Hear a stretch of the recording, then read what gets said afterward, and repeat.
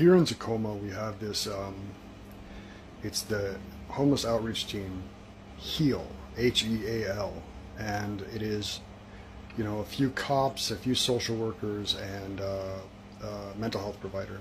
And we don't bring them in our meetings, and they don't come to our meetings for community resource coordination.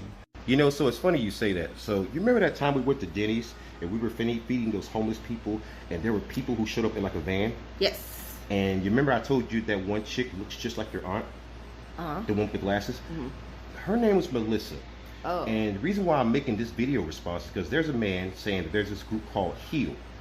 It's a Tacoma group that supposedly helps homeless people, but they work with police. Oh, okay. Do you remember what she told me? That's counterintuitive. Do you remember what she told me when I was there? I said, I've seen you be invited to several Black Panther rallies. You've seen her before. Right. And you've seen her there. Yeah. Around the Black Panthers. And Yeah. it was the white Black Panthers who was inviting her to those particular meetings.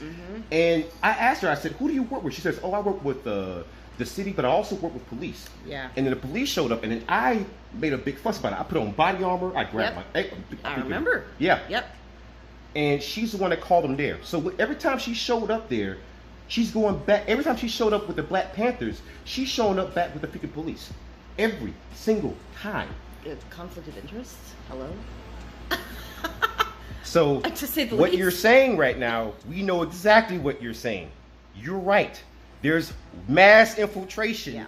You should not trust these people. Yeah. If you're doing fine on your own, do fine on your own. Yeah. You don't need them.